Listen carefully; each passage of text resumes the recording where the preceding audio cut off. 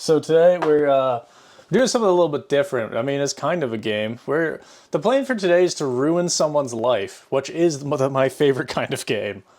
We've got Because Cameron we're all here. horrible people. Yeah, Correct. we've got Cameron, we've got Corwin, or Scorch, or the Broken Leg. We've got me, other Cameron, or I'm Cam Ham. Chris is here, but he's muted himself because he's a little sleepy, so...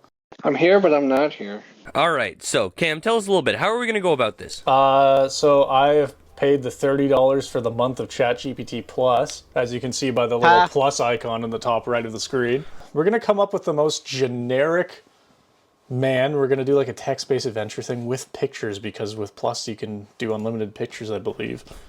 And we're just going to slowly ruin his life. Step one is naming him. It has to be something very generic. Generic?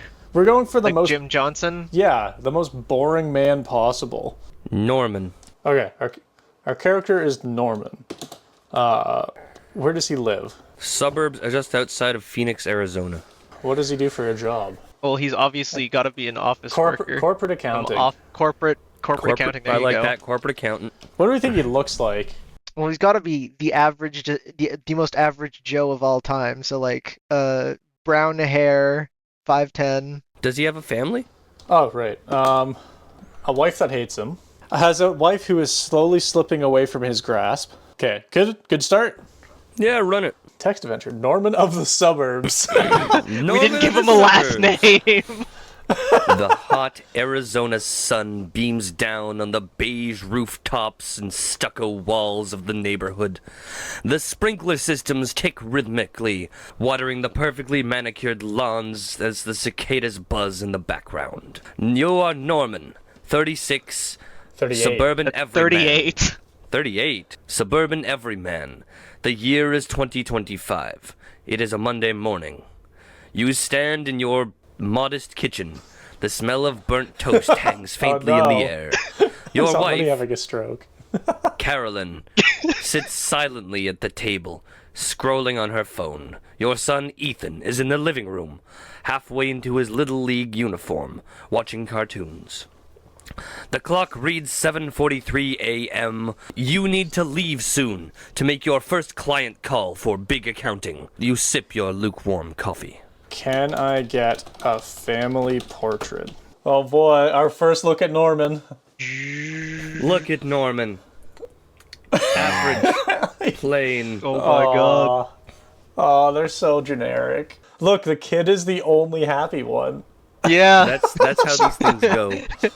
Those two hate each other, you can tell. His uniform says baseball with one L. With one L. One L. Baseball. Back to the story. We're in our kitchen. There's toast in the air. The smell of toast. There's not toast in the air. Carolyn sits silently scrolling on her phone. Ethan's in the living room. Have to leave soon to make a client call. You're sipping lukewarm coffee. I'd say something to Carolyn, you know. You're still trying to keep your marriage going. Okay. What should we say? I think we start off the day a little bit normal before we absolutely ruin his life, you know? Yeah. Okay, so because we gotta build to it, right? Yeah. Should we say? I think we should say something boomer like are your talks still ticking over there? Are you enjoying your TikTok, dear? Your morning TikTok? Are you enjoying your morning talk ticks, dear? You take a sip of your coffee and, with a half-hearted smile, say, "Are you enjoying your morning talk ticks, dear?" Carolyn doesn't look up right away. Her thumb pauses on the screen, scrolling frozen for a moment, as if debating whether to respond at all. Finally, she lets out a quiet sigh. "It's TikTok, Norman," she says flatly. "And yeah, I guess." The silence afterwards hangs a little too long. The hum of the refrigerator and the soft cartoon sounds from the living room fill the void. Oh my god. She hates him. Alright, is Norman confrontational, or is he just gonna be like, I think he's just sad. time for work. He's just sad. Everyone's just slowly slipping away from each other, you know? The son doesn't see it yet. He's too young. As it turns out, Ethan has Hodgkin's lymphoma. Oh my god. Damn, that's crazy, Cameron. That's how we ruin his life, by giving everyone in his family disease. Correct. I think he should stare into his coffee, lost in thought, Norm, for like the yes. 10 minutes he has left until he has to leave. You stare into the murky swirl of your coffee, watching the weak current as you gently rotate the cup. The bitterness clings to your tongue, not just from the coffee, but from the creeping realization that Carolyn feels farther away with each passing morning. Lukewarm, like everything lately. You hear Ethan call from the living room. "Bye, Dad!" His glove slung over his shoulder, blissfully unaware of the tension hanging between his parents. Snapping back, you check the clock. 7:58 a.m. Time to leave. You grab your big accounting branded laptop bag, slip on your worn brown loafers, and head toward the door. Carolyn offers a vague, "Have a good day," still not looking up. The Arizona heat hits you like a wall as you step outside. Your beige 2015 Toyota Camry sits in the driveway, glinting in the sun. Yes. Of Our course. beige 2015 Toyota Camry. A decade out of date, just like us. How long is the drive to big accounting? Is it like an I hour think he drive always both gets ways? stuck in traffic. Yeah, it should theoretically be like, I don't know, 20, 25 minutes, but he always gets stuck in traffic because he refuses to leave before 8 a.m. You pull out of the driveway as the Camry's AC fighting against the already oppressive desert heat. The moment you hit the main road, you're greeted with the usual sight. Brake lights, bumper to bumper, another Phoenix morning commute. 8:03 a.m. The car clock mocks you every single day. A silver pickup ahead swerves slightly without signaling. You slam your hand against the steering wheel and yell at no one. "Oh, you're in a real hurry, aren't you, buddy?" A minivan cuts into your lane. "Yeah, sure, sneak right in, why don't you? I'm just here for decoration." The noise of your own voice is oddly comforting.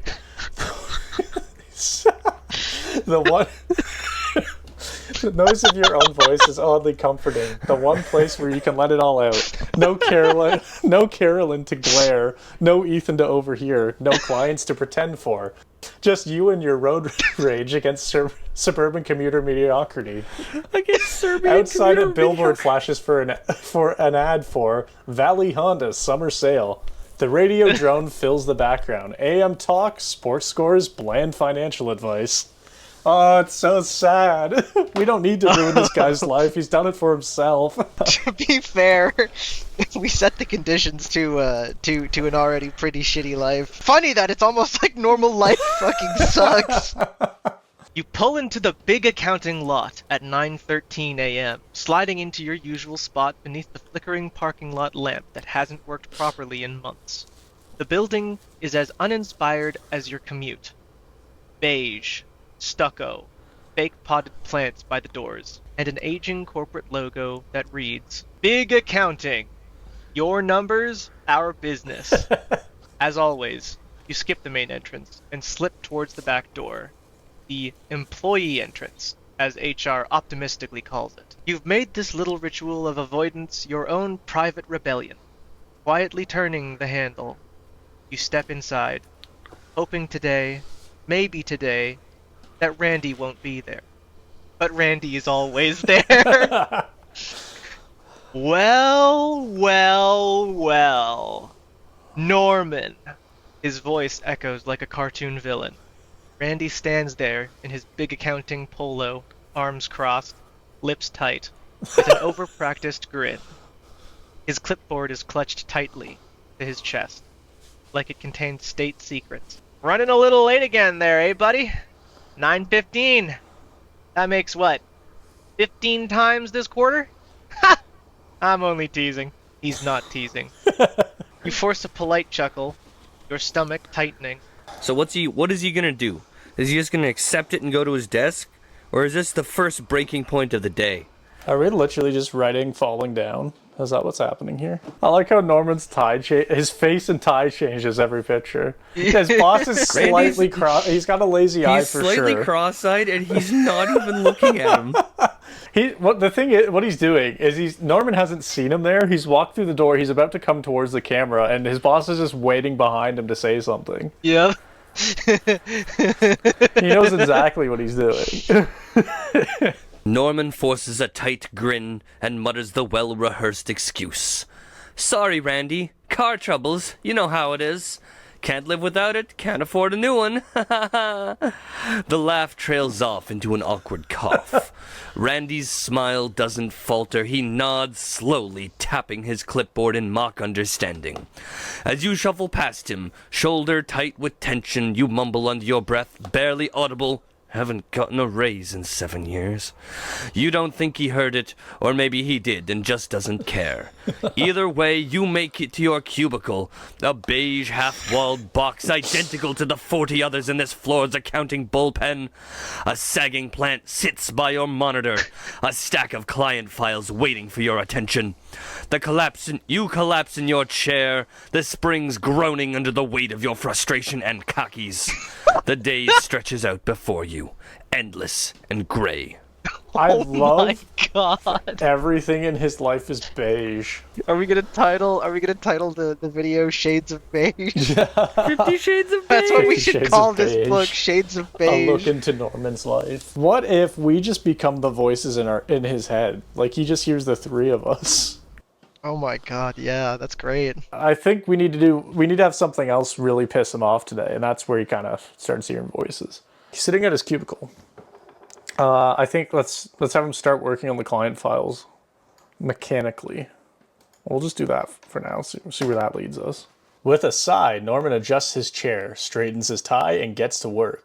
You pull the top file from the stack, Jenkins Family Trust, tax year 2024. The spreadsheets blur slightly as you open them, the fluorescent lighting humming above you like a distant beehive.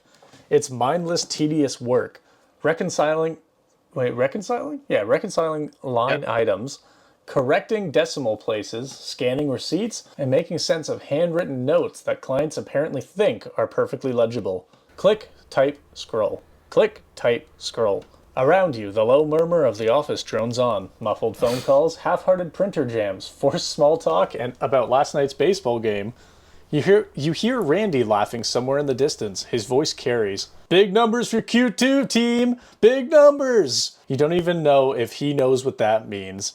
After an hour of this, you're already mentally exhausted, though the clock insists it's only 10:23 a.m.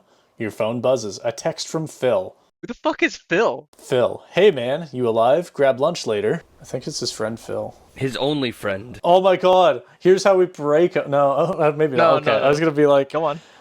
he says yes to this, he's all excited about it, and then someone else tells him 10 minutes later Phil got hit by a car. He calls Phil because he's late to their lunch. Yeah. And someone picks up. Do you know the man? You know this man? He just got hit by a car. And that's his breaking point. But no one else knows who Phil is. Well, yeah, because he works at a different he works at a different company. Yeah. Phil does not work at Big Accounting. Honestly, we're terrible people. What if his life sucks this whole episode? It really sucks. And we do this again and we turn his life around. Yeah, and then in episode 3 we rip that all away from him again. Every episode is the opposite. We just keep going back and forth with his life. Man. So Phil texted us asking us, you alive? Grab lunch later? Oh, that's man. foreshadowing. Yeah, I was just thinking, That's- man, what we're gonna do to Phil, like, damn, that's ironic. Poor Phil. He doesn't even know he's a dead man yet. Okay, so let's text Phil back. Hey, buddy. I feel like that's a 38-year-old thing to say. Hey, buddy. Just working through my stacks. Wish I had that pina colada from our Mexico trip 12 years ago. 12 years ago. It's the only good memory he has, okay? Going to Mexico with Phil. Phil and the family. He this is before he met Carolyn, because Ethan's only 7. Oh, true. Hey, buddy, just working through my stacks. Wish I had that pina colada from our Mexico trip 12 years ago. Haha. Simpler times. Subway for lunch? Subway. It's the most depressing No, come place. on. It's Arizona. It's Jersey Mike's. Yeah, but that's too You're good right. for Phil. That's too good for Phil. Come on. No, we gotta give him the classic pathetic lunch existence, Mickey D's. Heard snack wraps are back. No, clearly they brought back the boneless rib sandwich, the McRib. Heard They brought back the McRib. They brought back the McRib. You know what? I feel like Norman also, like, after every text does this. Puts Norm. Yeah, Norm. Oh, God. What are we gonna do? Oh, God. You type slowly, thumbs hovering with brief hesitation before committing to the nostalgia-laced message. Hey, buddy. Just working through my stacks. Man, wish I had that pina colada from our Mexico trip 12 years ago. Simpler times. Mickey D's for lunch? Heard they brought back the McRib. Norm. You hit send, and for a fleeting moment, you almost smile. That trip. You hadn't thought about it in a while. Before Ethan, before khakis, Before khakis. before the weight of 9:15 a.m.s and Randy. Oh, my God. Bill replies almost immediately. McRib is back? Norm, you magnificent bastard. 12:15? There's something about the way he says it. Like you're still in on some joke the rest of the office missed. You glance back at your stack of files. Still there, still endless. But maybe, just maybe, the McRib is enough to get you through. Oh my God, I have an even better idea. He goes out for lunch with Phil. He goes in to get the McRibs for them, and he comes out and Phil is like dead. I feel like Norman's the kind of guy, he drinks one pina colada and he's like, I'm so drunk. Yeah. And then Phil had an actual drinking problem, and he just drinks like wheatgrass and shit because he just can't drink anymore. Norman gently pulls open the cracked fold of his leather wallet, the one Carolyn gave him for their 5th anniversary, back when she still laughed at his jokes. Tucked behind expired insurance cards and a forgotten Chili's gift card is the faded Polaroid. It's worn at the corners, slightly curled and faintly smudged from years of being pressed against receipts and gas station loyalty punch cards, but the image is still there.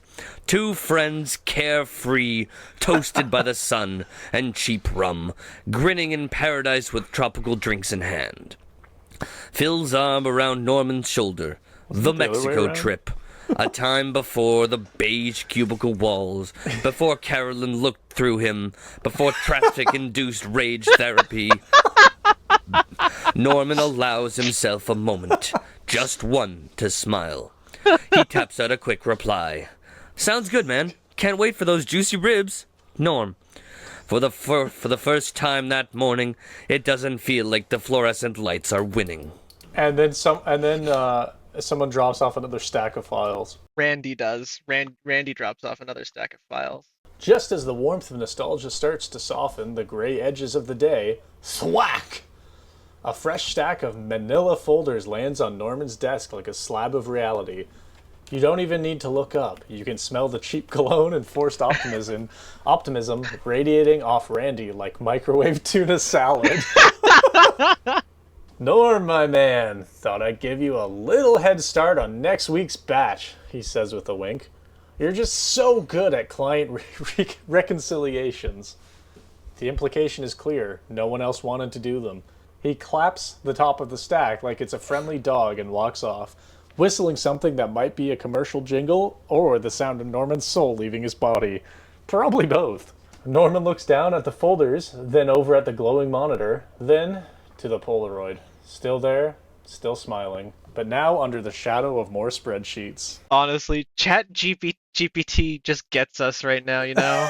It's got our humor, our sense of humor down pat. It's amazing. If this little series we're doing actually becomes popular, you're gonna have to spend $30 a month. I know. Again. I know.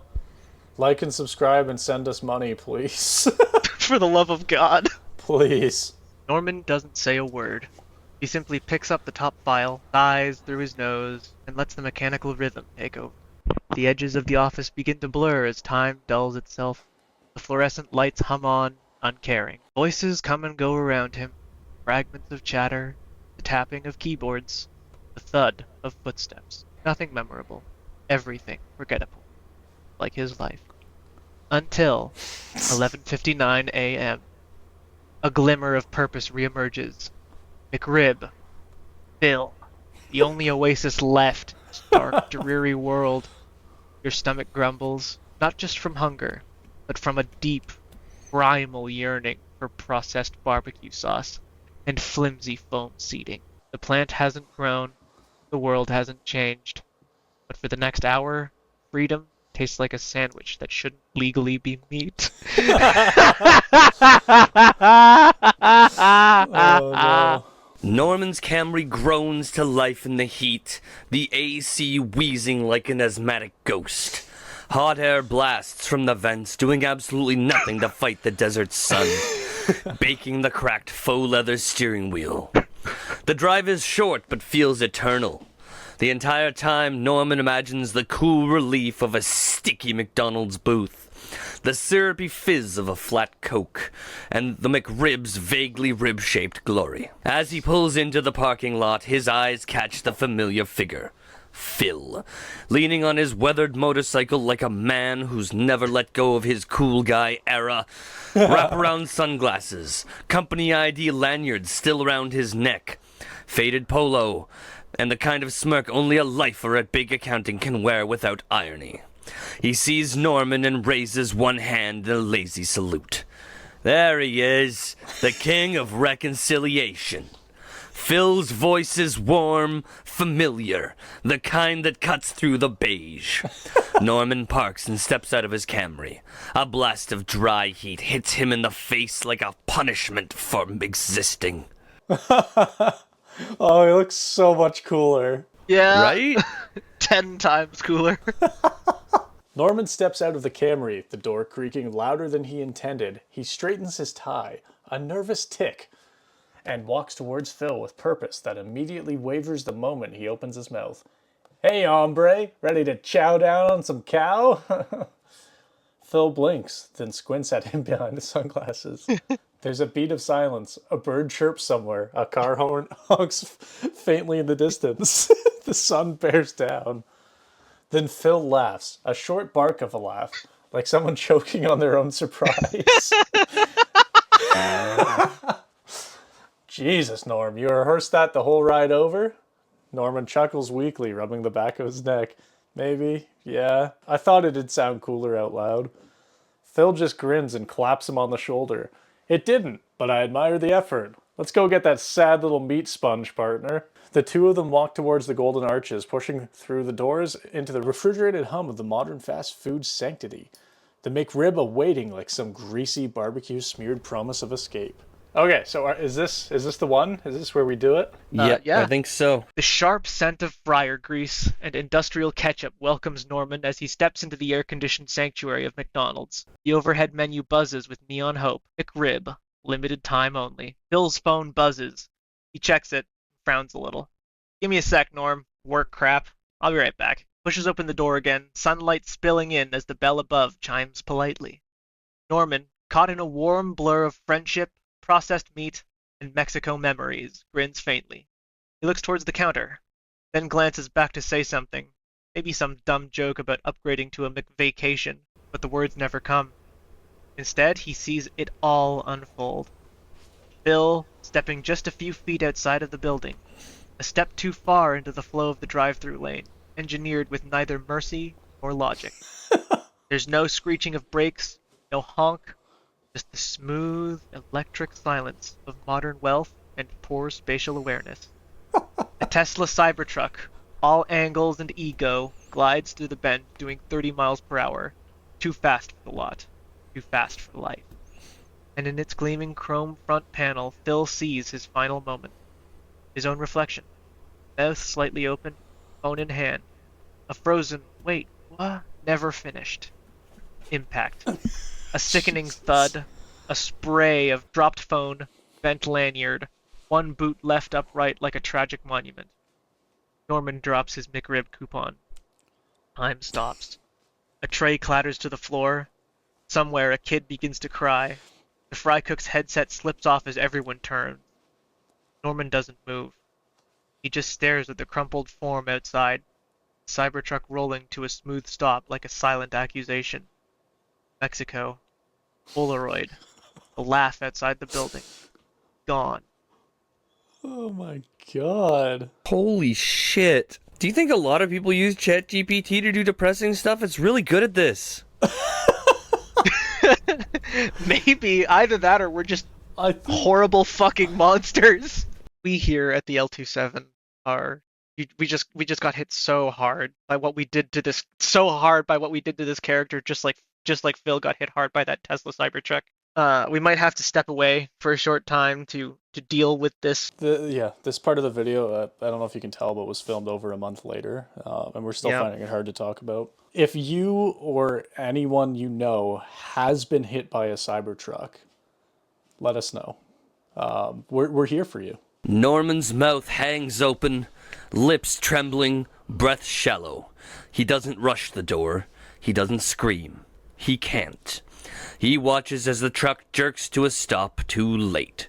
Phil's body a broken mess of khakis and lanyard. Norman's voice barely escapes him. Cracked, hushed, hollow. Not like this. He swallows hard, vision blurring as the fryers hiss behind him. Not the McDonald's. He stares at the golden arches above the exit, then quieter still as his knees begin to give. Why didn't we go to Taco Bell? No one in line turns. No one knows Phil. To them, it's just chaos. To Norman, it's the last real friend he had. And it ended with the McRib still on the menu. Man, even ChatGPT knows. We never specified that Phil was Norm's only friend. But it knows. But it knew. It knows. It knows. Run to Phil's side regardless of what's left. What a horrible thing to say. Stumble into the bathroom and cry in a stall. Pull out the Mexico Polaroid and sit on the floor. Or silently walk back to your Camry and drive. Just drive. The automatic doors hiss open behind him as Norman stumbles forward, step by step through a world that no longer feels real. Outside, the Arizona sun continues its merciless blaze. Sirens begin to wail faintly in the distance, but Norman hears none of it. Phil's body lies in a twisted stillness, motionless in the drive-through lane, like someone discarded an action figure in the middle of a simulation. The Cybertruck sits idle, gleaming. Its driver stands nearby, muttering something to a McDonald's employee, pale and trembling. Norman kneels, not crying, not praying, just there. From his wallet, he slowly pulls out the Polaroid, cracked and faded. Phil, younger, smiling, the ocean, the drinks, a life before the quiet collapse. He gently places it atop what's left, just over the chest where a name tag used to hang. No words, no goodbyes. He stands, walks to the Camry, the door creaks. He sinks into the seat like he's aging a year for every breath. The engine turns over like it's afraid to wake him up. And then he drives, back to big accounting, back to Randy, back to the cubicle, back to Beige, back to the stacks, to the files, to the plant that never grows. His stomach growls, a hollow echo inside his ribcage. The McRib, he never even ordered it. But what would be the point now? Oh, God. Damn. This man's life sucks. Guys, I got a cool idea. I mean, we've kind of moved past it, but hear me out. He approaches Phil's corpse, and from Phil's chest emerges the alien. No! This ain't Men in Black. This ain't Alien. Fine. He whispers to him, "Find Orion's belt." Fuck off! if we had the idea earlier, I'd have agreed to it, but it's canon now, so we can't. I love the idea that something a robot wrote for us is canon and we can't change it. 12:47 p.m. Norman sits down in silence. No food, no drink, no friend. Oh man! Just the dull glow of his monitor and the stale scent of a break room burrito someone microwaved at 9 a.m. still haunting the air. His chair creaks. His fingers hover over the keyboard, but he doesn't type. He just exists. Down the aisle, Randy is in mid-chuckle, his voice carrying like a siren in a padded cell. Yeah, and then BAM! They dropped the banana samurai skin. I'm telling you boys, this game still slaps! Laughter. Someone slaps a desk in agreement. Then Randy's voice lifts above the din. Yo, Norman! Back early for once. What's the matter? Mickey D's run out of the Big Macs or you finally beat the lunch traffic? Another chuckle from the peanut gallery. Norman doesn't respond. He doesn't move. His eyes remain fixed on the center of the monitor, unfocused, staring through spreadsheets, through cubicle walls, through time. Small pause follows. Even Randy can feel the silence. Norm? Norman stands. The chair creaks back with a screech that cuts through the cubicle cheddar. He turns slowly, his eyes blank, sunken, as if whatever held them together had quietly let go. Oh, fuck. Randy pauses mid-sentence about the new emote that's totally broken, raising an eyebrow. Norman speaks flatly. No drama, no emotion. Phil's dead. The office quiets slightly. A few heads turning. Randy's smirk falters, confused. Phil? He glances around at the others. Wait, who's Phil? But Norman is already walking. Not fast, not slow, just steady. Like a man heading toward a meeting, not a breakdown. He turns the corner to the restroom, pushes the door open with a hand that feels disconnected from his own arm. The fluorescent lights inside are harsher than the ones outside, almost cruel. The last stall is empty. The floor is wet, vaguely. From what? Doesn't matter. He steps inside, closes the door behind him, and sits down on the cold, lightly dribbled seat. Khakis still on. He doesn't cry, doesn't move. He just sits. The muffled sounds of printers and chatter return behind the tiled walls. The world carrying on. Phil's gone, but big accounting isn't. Oh, man. Oh, fuck, that's heavy. Norman doesn't move. His breath catches in his throat, eyes still fogged with grief and the aftertaste of McRib tragedy. Jeez. Damn it. The silence of the restroom, broken only by the faint drip of a sink and the buzz of fluorescent lights, is suddenly interrupted by a soft creak from above.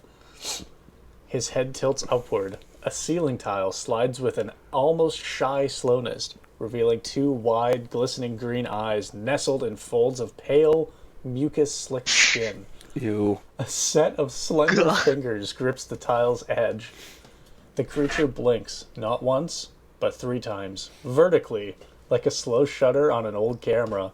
Its teeth are small, round, like the keys of a toy piano, and a voice like a dying leaf whispering through an air duct. It speaks. Hello, I'm Kleborg. It pauses, then adds with unexpected kindness, But you may call me Kleborg. doesn't make sense. Yeah, fine. Why does he sound like Milhouse? Yeah. Hi, Elisa. God damn it. A long silence follows. Norman stares, still seated, khakis unwrinkled, brain unprepared. He finally speaks, not in fear, not in awe, but in quiet, exhausted croak. Oh, man. You here to sell me a timeshare or end existence? I can't read that. You here to sell me a timeshare or end existence? Either one's fine, honestly. Kleborg blinks again slowly. I come to observe your species during emotional decompression. You appeared optimal.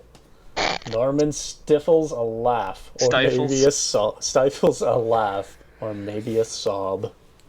All right. God and that's damn. a wrap, folks. Episode 1. That's Amazing. episode 1. That is What were we so going to depressing. call this thing again? 50 Shades of Beige. 50 Right, Shades that's of it. Beige. A Oh my Kleborg god, adventure. what a emotional roller coaster from depressing to more depressing. I think that was more of an emotional drop tower, honestly. If you like hearing the depressing tales of Norman, let us know. There will be more. Where will it go? We left it on a cliffhanger on purpose. Always remember, next time you step out of a McDonald's, make sure you're not stepping into the drive-thru. Look both ways, And folks. don't fall for any false promises of McRibs. All right, ladies and gentlemen, thank you for coming and listening to us do stupid shit today. We love you. That's it. We really do. All right, stopping my Sometimes. recording. Goodbye. Yeah, me too.